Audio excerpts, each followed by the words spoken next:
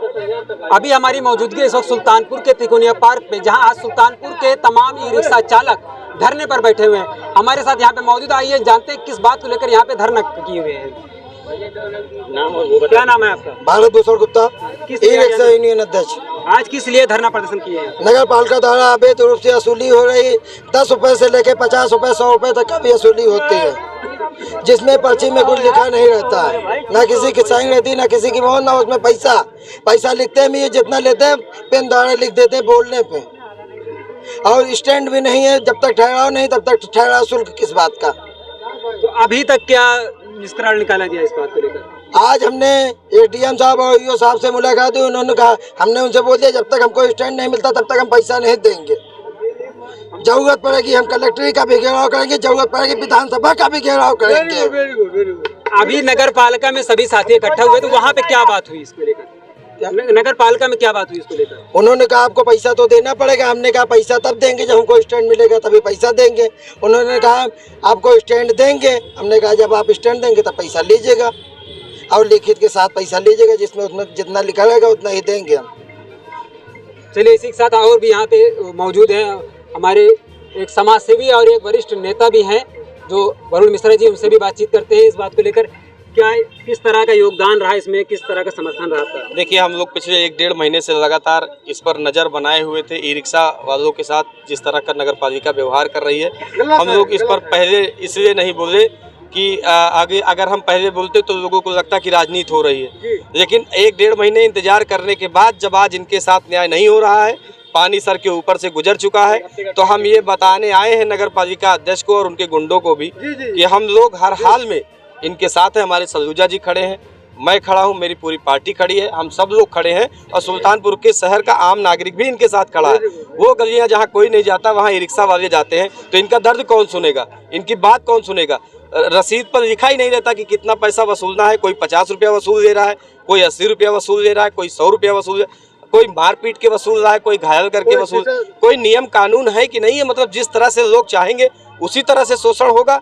अगर ये लोग ये समझ रहे हो, नगर पालिका अध्यक्ष ये समझ रहे हो कि ऐसा करने से उनके कद में बढ़ोतरी हो जाएगी या ई रिक्शा वाले अकेले हैं, तो ये उनकी गलतफहमी है। ई रिक्शा वालों के साथ हम लोग हर कदम पर खड़े हैं, यही बताने आज मैं आया था, और मैं हर हाल में खड़ा हूँ इनके साथ। न्याय मिलने तक हम लोगों ने 5 सूत्री आज ज्ञापन दिया है, और ये कहा है कि अगर निश्चित रूप से ये 5 मांगे नहीं मानी गई, इनको बिना स्टैंड दिए पैसे की वसूली की गई, तो उस पर कार्रवाई की जाएगी। अगर इनकी मांगे नहीं पूरी होती तो ये आंदोलन किस तरह होगा? देखिए, फिर इसके बाद डीएम कार्यालय का घेराव किया जाएगा, सीधे सड़क पर बैठेंगे हम लोग। न शासन है न सत्ता है, हमारे पास तो सड़क ही है। सड़क पर बैठेंगे और सड़क पर तब तक बैठे रहेंगे या तो हमें प्रशासन गिरफ्तार कर दे, मार के लाठी गिरा दे, या तो फिर इनकी बात माने।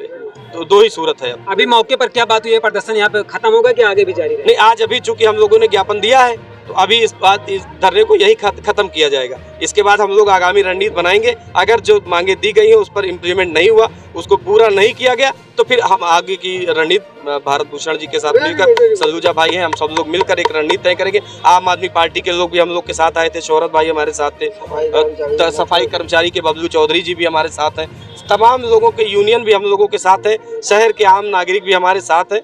निश्चित रूप से अब ये लड़ाई लंबी होगी और हम लोग लड़ेंगे इसमें। क्या ये 10 रुपए जो वसूली की जरिए जायज है? क्योंकि इससे पहले अभी आज तक ऐसा नियम कोई नहीं था, अभी हाल ही में नहीं। देखिए, 2 तरीके हैं। नगर पालिका कहती है कि हमने बोर्ड में एक प्रस्ताव पास किया है कि नगर पालिका की संपत्ति का उपयोग करेंगे तो हम लोग पैसा लेंगे।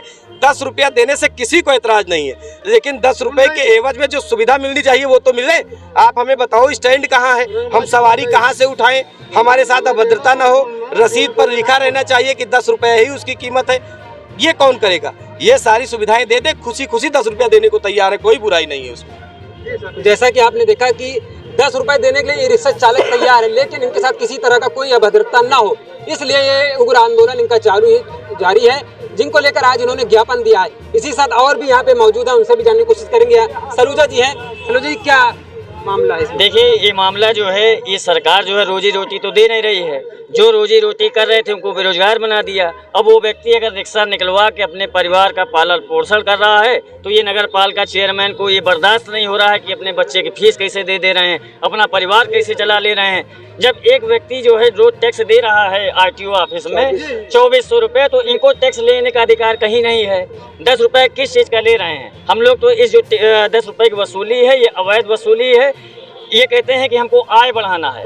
किसी गरीब को यानी कि उसकी हाय लेके आप आय बढ़ा रहे हैं तो इससे बड़ी घटिया राजनीति कोई हो नहीं सकती है। और हम लोग ये डिमांड करते हैं कि ये 10 रुपए की वसूली भी बंद हो जाए। जिस दिन महंगाई कम हो जाए, बेरोजगारी लोगों को रोजगार मिल जाए, उस दिन वसूली करें तो जायज़ है। लेकिन जब तक बेरोजगारी है, महंगाई है, तब तक इनसे कोई भी वसूली, चाहे वो 5 की हो 10 की हो, नहीं होनी चाहिए। आज 10 लेता है, कल 40 लेंगे, 50 लेंगे। आगे की क्या रणनीति है? रणनीति ये है कि आज जो है गोलू भाई, वरुण भाई, सब लोग मिल के हम लोग एक ज्ञापन दिए हैं और 1 हफ्ते का समय दिया गया है। अगर ये इस चीज़ को लागू नहीं करते हैं, सुविधा दें, स्टैंड दें, उसके बाद ये शुल्क वसूलें, हमें लोगों को कोई आपत्ति नहीं। अगर 1 हफ्ते बाद भी 10 रुपए की वसूली की देखिए, ये आंदोलन 1 दिन का नहीं है, आंदोलन ये है परमानेंट का है। और परमानेंट तब तक जब तक इनको न्याय नहीं मिल जाता है, क्योंकि इनको रोजी रोटी भी कमानी है, परिवार भी चलाना है, तो दोनों काम करना है, अपना हक भी लेना है और अपने परिवार की जिम्मेदारी भी निभानी है। तो ये तब तक यानी कि आंदोलन चलेगा जब तक ये अवैध वसूली माफियाओं और गुंडों द्वारा जो हो रही है वो बंद हो जाए। तो आपने देखा किस तरह यहाँ पे तिकोनिया पार्क पे एक बड़ा आंदोलन ई रिक्शा चालकों द्वारा किया जा रहा है, जिनको लेकर आज इन्होंने यहाँ के डीएम एडीएम को ज्ञापन भी दिया है। अब 1 हफ्ते के बाद देखना ये होगा क्या इनके मांगे पूरी होती है। इसी के साथ बने रहे हमारे साथ। ब्यूरो रिपोर्ट अवध की।